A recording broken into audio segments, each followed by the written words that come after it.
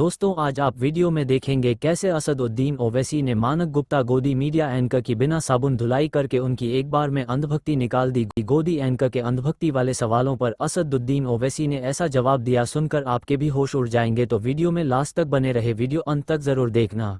असदुद्दीन ओवैसी का जवाब सुनते ही जनता के तालियों की आवाज गूंज उठी। लेकिन ओवैसी साहब, देश भर में लोकसभा चुनाव ने यह साबित कर दिया कि नरेंद्र मोदी थोड़े बहुत कमजोर जरूर हुए होंगे, लेकिन लगातार तीसरी बार प्रधानमंत्री बनकर उन्होंने साबित कर दिया कि आज भी मेजॉरिटी उनके साथ है। 44% सीट्स और 36% वोट आज भी मोदी को देता है। अभी मजा आएगा ना भिड़ो। आप बड़ी मोहब्बत दिखा रहे हैं नरेंद्र मोदी से। 400 पार से 240 पे आके दम तोड़ दिए मेरे महबूब। तो क्या बात, आपके महबूब कैसे हुए? नहीं, हम कह आपका तो विशेष प्रेम है। नहीं, मैं एक पासिंग कह रहा हूँ, मेरे महबूब नहीं है, आप लोगों के मीडिया के महबूब हैं वो। सही पकड़े हैं। तो हमें 400 पार से 240 पे आ गए तो काफी गिरे हैं ना, गिरावट आई है। पर लगातार 3 बार कोई जीत जाए तो वैसे साहब मानना पड़ेगा, दाद तो देनी पड़ेगी ना। कब हुआ था बताइए इससे पहले? अब इससे पहले कब हुआ था तो नेहरू भी हुए थे। हाँ। तो ऐसा नहीं है कि देखिए, ये इस देश की जनता जो है ना, बड़े बड़े नेताओं को ऊंचाई पे लेके जाती है और फिर जब नीचे लाती है तो मट्ठी चका देती है उन लोगों को। तो ये भी होगा, इसमें कोई बात नहीं है। मगर 400 पार के जो बड़े बड़े बुलंद दावे किए थे, बल्कि आपने इंटरव्यू किया था मोदी के साथ, बड़ा अनस्क्रिप्टेड इंटरव्यू था, बड़े परेशान नजर आ रहे थे उस वक्त प्रधानमंत्री, मगर वो एक्सपोज हो रहे थे तो 240 पे आ गए। अच्छा, ईवीएम पर तो आपका भरोसा है ना? बाकी विपक्षी दलों की तरह आप तो नहीं कहते ईवीएम रिग। आपका एक बयान याद आया, आपने कहा था ईवीएम रिग नहीं बल्कि दिमाग रिग हो गए हैं। बिल्कुल सही है, बिल्कुल सही है। अब आप हर जो माहौल इस देश में पैदा हुआ है, देखिए महात्मा गांधी के कत्ल से पहले जो नफरत का माहौल था, वो माहौल आज 2024 में है। मैं इतना ही कहूंगा बस। वो जो माहौल पैदा कर दिया गया था कि मुसलमान जिम्मेदार है, आज वो जिम्मेदार, ये सब वही माहौल पैदा हो गया आज। तो आप हर एक के दिमाग में बात डाल दिए कि इस देश में हर तकलीफ, हर मसला मुसलमानों की वजह से है। और बेचारे बाज लोग जिनको मालूम नहीं, कुछ नहीं मालूम, आप जाकर पूछा, वो आपके कलीग बेचारे जाते हैं देश भर में, उनसे पूछते हैं, वो बेचारे कुछ मालूम ही नहीं, बके जा रहा है जुनून में, क्या वैसा हो गया, वैसा हो गया। तो एक नफरत पैदा कर दी गई है। उस नफरत को लोग, बड़ी अफसोस की बात है कि लोग बजाय उसको मालूम करे, तहकीक करे, ये झूठ है या सच है, यकीन करते हैं। आप जनादेश का अपमान करते हैं ओवैसी साहब। ये कहकर जो वोटर है उसका दिमाग रिग हो गया है। जो वोटर आपको वोट देता है उसका दिमाग रिग नहीं है, जो वोटर बीजेपी को वोट देता है उसका दिमाग रिग है। मैं क्यों कह रहा हूं? इसलिए कह रहा हूं कि फिर भारत की पार्लियामेंट में सिर्फ 4-4.5% मुसलमान क्यों जीत कर आ रहे? ठीक है, आप मुझे वोट नहीं दे रहे, साहब कह रहे हैं, भाई दूसरों को तो जिता दो ना। ये जितने भी एमपी जीत कर आए, उस बशमूल मेरे, वो हम उन पार्लियामेंट कॉन्स्टिट्यूंसी से जीत कर रहे हैं जहां पर मुसलमानों की वोट मोर देन 30-35% है। हमारे अंसारी साहब और एक डीएमके से जो मुस्लिम लीग के एमपी जीते, वो सही मानों में से कामयाबी है, सबने वोट दिया उनको। आप कौन सा एहसान कर रहे हैं भाई? इंडिया अलायंस क्यों नहीं हरा पाया मोदी जी को? नहीं, बीजेपी के पास एक मुसलमान क्यों नहीं है एमपी, ये पूछिए। 240 में एक मुस्लिम एमपी नहीं है उनके पास। वो तो मुसलमानों का वोट चाहते ही नहीं, उनके कई नेता खुलकर कहते हैं हमें नहीं चाहिए मुसलमानों का वोट। तो प्रधानमंत्री को कहना चाहिए कि जब मैं दुबई कुवैत को जाऊंगा, गले नहीं लपटूंगा या हबीबी नहीं बोलूंगा। उसे कहना चाहिए। उसी तरह आपको हिंदू का वोट नहीं चाहिए, आप भी सिर्फ मुसलमानों की बात करते हैं। किसने कहा आपको? आप कभी देखिए, आप कभी मेरे ऑफिस को आइए। अभी 2 दिन पहले जहां से बीजेपी के विधायक हैं, वहां के गंगापुत्रा संगम एक है बैकवर्ड क्लास हिंदू भाइयों का, जो मच्छी का कारोबार करते, उनकी मार्केट को उनसे छीन लिया जा रहा था। हमने जाकर उनका काम करवाया। ये सवाल गलत है कि हम हिंदुओं के खिलाफ है, कभी नहीं थे हम हिंदुओं के खिलाफ। हम ये कह रहे हैं कि जो लोग मुसलमानों को एक ढाल बनाकर अपनी नाकामियों को छुपा रहे हैं, हम उनके खिलाफ हैं। इंडिया अलायंस क्यों फेल हो गया ओवैसी साहब लोकसभा चुनाव में? बीजेपी को नीचे तो ले आया, लेकिन अपनी सरकार क्यों नहीं बना पाया, जबकि 10 साल की एंटी इनकम्बेंसी थी? मैं कुछ कहूंगा फिर शुरू हो जाएंगे मेरे पीछे। नहीं कहिए ना, आप तो वैसे भी डरते नहीं। मैं ये कह चुका हूं, पार्लियामेंट में मैंने ऑन रिकॉर्ड कहा कि जब किसी इंडिया अलायंस के नेता ने कहा कि ये मोहब्बत की कामयाबी है, मैंने कहा कि बीजेपी सत्ता में आई तो नफरत की कामयाबी है, ये कोई मोहब्बत की कामयाबी नहीं है। अब ये उनको देखना चाहिए कि क्यों, क्या वजह थी, क्यों हार गए। उनके पास एक से एक दिग्गज बड़े लोग बैठे हुए हैं, वो देख सकते हैं। क्या ओवैसी साहब की ताकत अगर इंडिया अलायंस के साथ होती तो क्या मोदी जी हार जाते, उनको हराया जा सकता था? नहीं, देखिए, सवाल ये है कि मुस्लिम समुदाय तो 1950 से लेकर 2024 तक हर उस पार्टी और उस कैंडिडेट के खिलाफ वोट दिया जो उनको लगता है कि वो उनके लिए ठीक नहीं है, देश के लिए ठीक नहीं है, उनके खिलाफ वोट दिया। अब सवाल ये है कि अब CSDS का डेटा है, संजय साहब को आप बुलाते हैं, आप संजय साहब से एक सवाल कर लीजिए कि असदुद्दीन ओवैसी ने ये कहा मेरे प्रोग्राम में आकर कि मुस्लिम समाज 2014, 2019 और 2024 बिटवीन 7% मुस्लिम वोट मिला बीजेपी को, मगर जो दूसरे हिंदू समाज के अपर कास्ट हैं, बैकवर्ड क्लास हैं, दलित हैं, उनमें बीजेपी का वोट बढ़ता गया। इसका जिम्मेदार कौन है बताइए आप इनको रोकिए ना।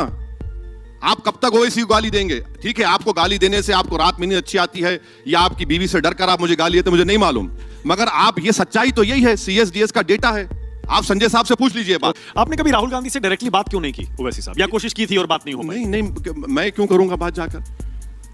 मेरे पेट में दर्द थोड़ी है भाई। बीजेपी को हराना चाहते हैं ना आप, और आप चाहते हैं पूरा विपक्ष एक हो जाए। हाँ, पूरा विपक्ष आप भी तो चाहते हैं एक हो जाए। हम जब यूपीए में थे तो मोहतरमा सोनिया गांधी साहबा के घर में यूपीए की कोऑर्डिनेशन मीटिंग होती थी, तो वहां पर 1 से 2 मरतबा मेरी उनसे मुलाकात हुई। उसके बाद मेरी उनसे कोई मुलाकात नहीं हुई है। और मैं कोई वो अपनी पार्टी चला रहे हैं, वो अपना काम कर रहे हैं, मैं अपना काम कर रहा हूँ। ठीक है, राहुल गांधी कैसे नेता हैं ओवैसी साहब? अरे भाई, आप मेरे को आप उन्हें कैसे जज करते हैं, कैसे रेट करते हैं? अब आप मेरे को यहाँ पर किस लिए बुलाए हैं? उस पे आ जाइए। अब मैं कौन होता हूँ किस पे जज करने वाला? भाई, वो अपनी जगह अपना काम कर रहे हैं, अपने पार्टी के वो बड़े नेता हैं, अपना काम कर रहे हैं, कोशिश कर रहे हैं, हम अपना काम कर रहे हैं, कोशिश कर रहे हैं। अब मैं कैसा बोलूं उनके लिए? ये तो बहुत सब्जेक्टिव चीज हो जाएगी। ओके, अच्छा, मगर ये बात बताइए, मोहन भगवत के बारे में हमसे क्यों नहीं पूछ रहे? डर लग रहा है? पूछेंगे आपको? अभी पूछेंगे, अभी तो शुरू किया है मैंने ओवैसी साहब। नहीं, उन्होंने कह दिया कि राम मंदिर के कंस्ट्रक्शन के बाद ही देश को आजादी मिली। आप बताइए कि क्या बात है? मगर हमको ये समझना चाहिए कि 1925 में आरएसएस बनी, 1925 से लेके 1947 तक आरएसएस एक फोटो दिखा दे कि उन अंग्रेजों के खिलाफ आंदोलन किया था। हेगडेवर कांग्रेस के मेंबर थे, इसलिए अरेस्ट हुए, मगर 1925 से 47 तक जाहिर है भगवत साहब को कहना पड़ता है ये बात, क्योंकि वो 1925 से 47 तक कहीं नजर नहीं आए। आप थोड़ी मैं ज्यादती नहीं है, थोड़ी ज्यादती इसलिए सुनिए, Simon commission, quit India movement, बताइए कहां थे ये लोग? 90 नेता भगत सिंह कौन सी आइडियोलॉजी के थे? नेताजी कौन सी आइडियोलॉजी के थे? क्यों? और देखिए, सरदार पटेल के लेटर्स हैं जिसमें उन्होंने कहा कि देश में इस तरह का माहौल बना जिसकी जिम्मेदार आरएसएस और हिंदू महासभा है। नहीं, मैंने ज्यादती का शब्द इसलिए इस्तेमाल किया क्योंकि भागवत साहब ने ही कहा है कि मस्जिद जाकर शिवालय क्यों ढूंढना। अरे आपको उस बयान का स्वागत करना चाहिए। छोड़िए ना मानक साहब, ये आरएसएस की डबल स्पीक, इनकी डबल स्पीक है। ये वो लोग हैं कि महात्मा गांधी के असैसिनेशन के बाद जब तिरंगा लहराया गया था तो ऑर्गेनाइजर मैगजीन उठाकर देखिए, उन्होंने कहा कि 3 चीज अशुभ होती हैं, 3 रंग इस देश के लिए अच्छा नहीं है, मगर वही झंडा लेके नरेंद्र मोदी आज बोल रहे हम विकसित भारत बनाएंगे। उन्होंने कहा था 3 चीज अशुभ होती है। फिर यही ऑर्गेनाइजर मैगजीन जो आरएसएस का माउथपीस से लिखा था कि नहीं, हम संविधान को नहीं मानते, हम मनुस्मृति को मानते हैं। अब वही नरेंद्र मोदी संविधान को चूमते हैं। तो ये आरएसएस की डबल स्पीक है, एक सीक्रेटिव ऑर्गेनाइजेशन है, ये थियोरी ऑफ कंफ्यूजन फॉलो करते हैं। मोहन भगवत वहां एक बात बोल दिए, मगर आप ये नहीं देख रहे कि विश्व हिंदू परिषद के लीडर ने क्या कहा। उन्होंने कहा कि मोहन भगवत ने जो बात कही है वो 1980s के कंटेक्स्ट में कही थी, वो बात सही है, मुसलमानों को अपनी मस्जिदें छोड़नी चाहिए। ये कंफ्यूजन क्रिएट करते हैं, सीक्रेट, ये डबल स्पीक के माहिर हैं ये लोग। ओवैसी साहब, बीजेपी के कोर एजेंडे में राम मंदिर के अलावा 370 और यूनिफॉर्म सिविल कोड था। 370 जा चुका है और सुप्रीम कोर्ट ने भी उस फैसले को अपहोल्ड किया है। क्या 370 का जाना ओवैसी साहब ने स्वीकार कर लिया है? राम मंदिर आपने स्वीकार नहीं किया, 370 क्या स्वीकार कर? मैं 370 के खिलाफ था, हूं और रहूंगा। उसमें बुरी बात क्या है? 370 आप निकाल दिए। आज आप जाकर पूछिए जम्मू के लोगों से कि जम्मू में पूरी चावल की इंडस्ट्री जम्मू के लोगों से निकल चुकी है। शराब तो खैर हराम है मेरे लिए, मगर वो भी उनके हाथ से निकल चुका है। अब वहां पर बाहर के लोग आकर वहां की डेमोग्राफी को चेंज कर रहे हैं। और आप कश्मीर, आप लद्दाख में जाइए, लद्दाख में इतना बड़ा एजिटेशन हो रहा है, अनफॉर्चुनेटली मीडिया उसको कवर नहीं कर रहा है। वो कह रहे हैं कि हमारे को तो आपने पोंछ के फेंक दिया, हमको तो राइट ही नहीं है। पर 370 का ओवैसी साहब, देश के मुसलमानों से क्या लेना देना है? नहीं, मुसलमान से क्यों जोड़ रहे हैं उसको आप? असदुद्दीन ओवैसी एक पार्टी को रिप्रेजेंट करता है, तो 370 के पक्ष में आप क्यों हैं? 300 तो एक टेम्परेरी प्रोविजन नहीं था, बिल्कुल नहीं था। वो एक फिग लीफ था, मानता हूं, वो एक फिग लीफ था। मगर हमने जब जम्मू कश्मीर के राजा ने भारत का हिस्सा बनाया तो वो बनाया गया था, उन चीजों को दिया गया था, उसमें बुरी बात क्या थी? अब आप बताइए, क्या हम नॉर्थ ईस्ट में जाकर कोई जमीन ले सकते हैं? ट्राइबल एरिया में नहीं ले सकते। आप और हम लक्षद्वीप नहीं जा सकते, अरुणाचल नहीं जा सकते, हमको परमिशन लेके जाना पड़ता है। मतलब मुस्लिम इशू नहीं है ना 370 का? देखिए, एक स्टेट था जहां पर मुसलमान मेजॉरिटी में थे, आपने उसको स्टेट से यूनियन टेरिटरी बदल दिया। ये कौन दुनिया पर में स्टेट कह रहे हैं बना देंगे। अरे कौन जिया तुम्हारे जुल्फ तो के बन जाएगा। सुनिए, कौन जिया तुम्हारे जुल्फ के शहर होने तक, हम खाक हो जाएंगे तुमको खबर होने तक। अगर अब इनकी बात का कौन भरोसा अगर करेगा? स्टेट बना दें, फुल स्टेट बना दें विदाउट 370, आपको मंजूर होगा? अरे आप 34A का क्या करेंगे बताइए? नौकरियों का क्या करेंगे? क्यों बाहर का आदमी आके नौकरी लेगा वहां पर? आप 370 निकाल दिए, कितने महीने तक आपने इंटरनेट बंद करके रख दिया? कोविड चल रहा था, आपने इंटरनेट बंद करके रखा कश्मीर में, आपको निकाल दिए। वो तो आतंकवाद की वजह से अरे 370 हटाया गया। वैसे पत्थरबाजी होती थी। अरे आतंकवाद अभी भी चल रहा है। आतंकवाद नहीं हो रहा है कि हमारे पत्थरबाजी ना के बराबर होती अरे है। हमारे बहादुर सिपाही नहीं मारे जा रहे हैं, पाकिस्तान से आतंकवादी आकर मार के जा रहे घटनाएं हैं। बहुत कम हो गई हैं। कहाँ का कम हुई है? कहाँ कम हुई है? आंकड़ा है सरकारी अरे आंकड़ा। कहाँ कम हुई है? आप कहाँ आंकड़ा है? कौन सा? हमारे सिपाही एनकाउंटर हो रहा है वहां पर। ठीक है, अब यूनिफॉर्म सिविल कोड, वो तीसरा बीजेपी का कोर एजेंडा देखिए यूनिफॉर्म कई स्टेट्स में लागू हो गया। अरे क्या लागू हो गया? एक बात सुनाइए, आप मिसाल लेते उत्तराखंड की। उत्तराखंड ये कहता है कि एक्सेप्शन है हिंदू मैरिज एक्ट को, एक्सेप्शन है हिंदू सक्सेशन एक्ट को, एक्सेप्शन है ट्राइबल्स को। फिर कहां का यूनिफॉर्म हुआ? मानक साहब को एक्सेप्शन दे रहे हैं और ओवैसी को नहीं दे रहे हैं, तो कहां यूनिफॉर्म हुआ? क्योंकि ओवैसी साहब को ज्यादा हक है ना क्या पर्सनल लॉज में। किसमें हक है? 4 शादी कर सकते हैं, आप ही करिए, कौन रोक रहा है आपको? कानून रोकता है। अरे नहीं नहीं, ये बात है कि नहीं 4 शादी कर रहे हैं तो ओवैसी से हक छीन ले। अरे भाई, ओवैसी एक शादी को ही निभाने के लिए बड़ी एड़ी चोड़ी का हमारे को कोशिश करना पड़ता है। आपको नहीं मालूम मुस्लिम समाज में पूरा सुपर पावर कहां रहता है? हाँ बता रहे हैं आपको। मगर आप कोई ये कोई बकवास है कि नहीं 4 शादी कर सकते?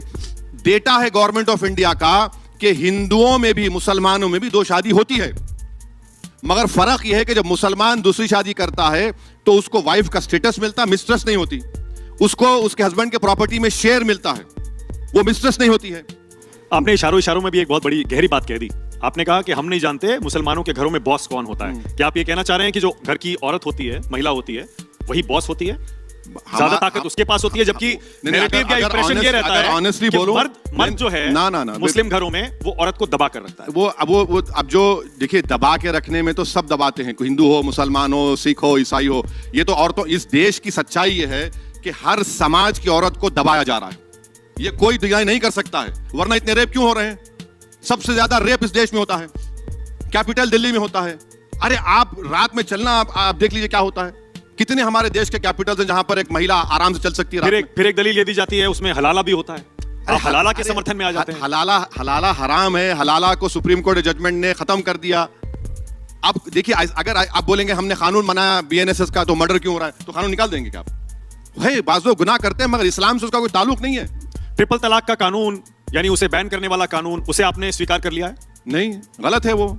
आप एक बात समझिए, अगर कोई मुसलमान, बेवकूफ किस्म का मुसलमान पागल अपनी वाइफ को 3 मरतबा तलाक बोल दिया, तो मोदी जी क्या कह रहे हैं कि तलाक नहीं होता है। अच्छा, जब तलाक नहीं हुआ तो क्रिमिनल केस क्यों बुक कर रहे हैं भैया आप मुझ पर? यानी उस पर क्रिमिनल केस ही बुक होगा, जेल को भी चला जाएगा। और मोदी जी ये कह रहे हैं कि अगर उसको जेल में कोर्ट सजा देती है, अगर कोई हिंदू इस तरह का काम करेगा तो 1 साल की सजा, मुसलमान करेगा तो 2 साल की सजा। और मोदी जी ये कह रहे हैं कि मुसलमान जेल में रहकर चक्की पीस के अपनी बीवी को पैसे भिजाए उसके अपकीप के लिए। कौन सा आदमी जेल में बैठकर अपनी बीवी को पैसे भिजाएगा? और फिर जब जेल से निकलेगा तो मोदी जी कह रहे हैं कि मेरी बहनों, तुमने मुझे राखी बांधा, तुम बैंड बाजा लेकर आना, जैसा वो निकलेगा वो तुम्हारा शौहर होगा, तुम कहना कि बहाओ फूल बरसाओ, मेरा महबूब 2 साल के बाद आया है। ये कोई कानून है? बताइए आप एक मेरी बात सुनिए, कोई कानून है? आपको ये करना चाहिए था कि मुसलमानों में निकाहनामा होता है, बुकलेट, उसमें लिख देते कि अगर कोई मुस्लिम हस्बैंड एक वक्त में 3 तलाक देगा तो जो महर की रकम होती है, जो हस्बैंड देना पड़ता है, वो 1000 टाइम इंक्रीज हो जाएगी। और कॉन्ट्रैक्ट में, लॉ ऑफ कॉन्ट्रैक्ट, आप कॉन्ट्रैक्ट साइन करते हैं न्यूज़ 24 से, कॉन्ट्रैक्ट अपहेल होता है ना सर, तो उसी तरह कॉन्ट्रैक्ट अपहेल होता है। मुसलमानों में शादी देखिए जन्म जन्म का साथ नहीं है। इसमें एक बात समझिए, जन्म जन्म का साथ नहीं है, ये कॉन्ट्रैक्ट है। और कॉन्ट्रैक्ट 2 इक्वल पार्टनर्स के दरमियान में होता है, कॉन्ट्रैक्ट है। इसमें आप ले जाकर हम कहने, नहीं मोदी जी बोल रहे नहीं जन्म जन्म का साथ है। अरे अब तू क्यों जन्म जन्म का साथ कर रहा? हमारा ये हमारे लिए कॉन्ट्रैक्ट है। ओवैसी साहब, इसमें तर्क ये दिया जाता है कि पर्सनल लॉज में तो आप शरिया की तरफ घूम जाते हैं, और जब क्रिमिनल लॉज आते हैं उसमें आप हिंदुस्तान का जो आईपीसी और बीएनएस है उसकी तरफ आ जाते हैं। अच्छा, अमित तो शाह, आप पर्सनल लॉज शरिया, सुन लीजिए, आप क्रिमिनल लॉज में भी वो शरिया लाइए ना, जहां हाथ काट दिए जाते हैं। अमित शाह साहब लाए, चलिए ला लीजिए। कोई रेप करेगा तो उसकी गर्दन मारी जाएगी, लाइए कानून। हमको रोक रहे क्या आपको? आप स्वीकार करेंगे? अरे आप लाइए तो सही कानून। आप ये देखिए, आप हमारे कंधे पर रख के बंदूक नहीं चला सकते अमित शाह। अगर कोई अडल्ट्री करेगा तो उसको पत्थर से मारा जाएगा, लाइए। अमित शाह कह रहे हैं कि नहीं अडल्ट्री करो मगर कोई पत्थर से ना मारे मेरे दीवाने को। आप लाइए, कानून बनाइए ना। आप सत्ता में हैं, आप मुसलमानों को देखिए, ये जो शरीयत एप्लीकेशन एक्ट है वो सिविल मैटर्स के लिए है, क्रिमिनल मैटर्स के लिए। अगर आपको इतना पसंद आ गया इस्लामिक शरिया क्रिमिनल, तो लाइए ना, क्यों तो नहीं अगर लाते? इसी को कानून दे दिया, कानून बना दिया गया, क्या? यूनिफॉर्म सिविल कोड आ गया हाँ। और पर्सनल लॉस खत्म कर दिए गए, सबको बराबर कर दिया गया, आप स्वीकार करेंगे? एक बात सुनिए, गोवा में अगर कोई हिंदू बहन बेटी हमारी 25 साल और 30 साल के दरमियान में उसको बेटा नहीं होता है, तो उसके हस्बैंड को लीगली सेकंड मैरिज करने का राइट है। निकालिए, चलिए, वहां पर आपकी हुकूमत है। की बातों में भी विरोधाभास है। क्या ओवैसी विरोधाभास साहब, है? बताइए, मैं सच्चाई है। बताता हूं क्या विरोधाभास है। विरोधाभास ये है, एक तरफ आप कहते हैं संविधान, कानून, सुप्रीम कोर्ट सबसे ऊपर, और दूसरी तरफ आप उसी सुप्रीम कोर्ट के फैसले को नहीं मानते। आपने राम मंदिर का फैसला नहीं मान बिल्कुल रहे, नहीं आप मानते। ट्रिपल तलाक नहीं मान रहे, बिल्कुल नहीं मानते, क्योंकि संविधान ही आप मुझे 370 नहीं मान रहे। मेरे मानक साहब, आप संविधान कम पढ़े हुए हैं, इसलिए आप एक बात कह रहे हैं। संविधान ये कहता है कि आप रेस्पेक्टफुली सुप्रीम कोर्ट के जजमेंट से डिसएग्री कर सकते हैं। आप डिसएग्री कर रहे हैं, उसमें आपको तकलीफ क्या हो रही है? ओके, आप पर परिवारवादी होने का भी आरोप लगता है। कौन सा परिवारवाद? आपके दादाजी, फिर उसके बाद आपके पिताजी, पार्टी हो या हैदराबाद की सीट हो, जी। या फिर उस पूरे इलाके की राजनीति हो, आपको विरासत में मिलती आई है। हाँ, तो आपका दल भी नहीं, परिवारवादी दल है। अब हम बीजेपी के कैंडिडेट को 3,30,000 वोट से हरा कर आए। ये जनता ने हराया, हमने नहीं हराया। तो आप जनता को इतना वो मत समझिए, आवाम है, काम करना पड़ता है। हाँ, फैमिली में एक मर्तबा का इलेक्शन सही होता है अगर आप जीत गए तो, मगर उसके बाद कांस्टेंट आपको इतना टेस्ट होता है। आज भी मैं पिछले 94 से राजनीति में हूं, हम 2024 में आ गए। आज भी लोग आके बोलते हैं कि भाई साहब, आप में आपके पिताजी की बात नहीं है, मेरे मुंह पे बोल के जाते हैं। तो ये लोग हैं, तो आपको कांस्टेंट स्ट्रगल है। आप भी मानते हैं? हाँ? आप भी मानते हैं ये बात कि पिताजी जैसा मैं नहीं बन पाया? बिल्कुल सही। आपसे बेहतर थे वो? बिल्कुल बिल्कुल थे। बाप बाप ही होता है।